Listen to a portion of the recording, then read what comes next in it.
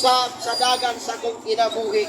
O kanay kalay hinay ang Dios naghatag paglaog, naghatag kagawasan sa among kinabuhi.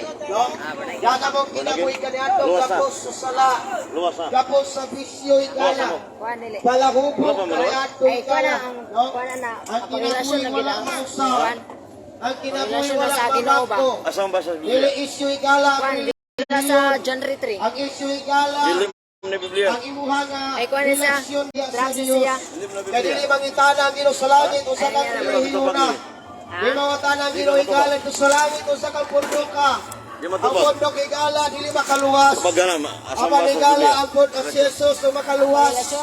Makabag-us kinabuhi sa tao. Ang igala ko na ang imong kinabuhi sa kalibutan. Wala puno sa pagpakasala. Imong kinabuhi palahubog. Ilang babairo, higala, dili malipay ang Ginoo ana. Wala nga bisan pag nakay wisdom higala. No, niining kalibutan na. Pero yung kinabuhi, wala malipay ang Diyos. Hapon higala malipay ang Ginoo ni ana. Wala nga dili pa lahiyang tanan.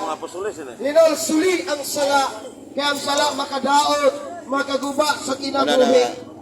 Ang sala makamatay higala. Ang sala makadaot. Ang droga makadaot higala. Pinasuli ang sala, gayang sala. Pakakuan ang droga. Ang pagpapili ka mag-hinulso higala. Delikado itong kinabuhi. Wala nagkikinahan ng asal. Uy, delikado.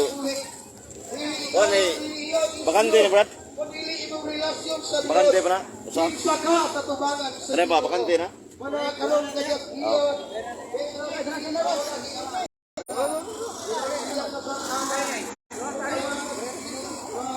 Brad. Sono ni Brad. Why sakay dia? Direo. Una.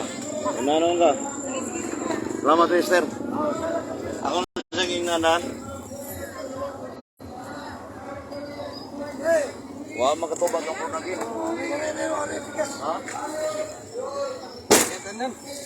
Born again itubag. Ang ipawtanan nako. Wa man born again eh. Katoliko ka? Pareha ka? Haklupan, Brad?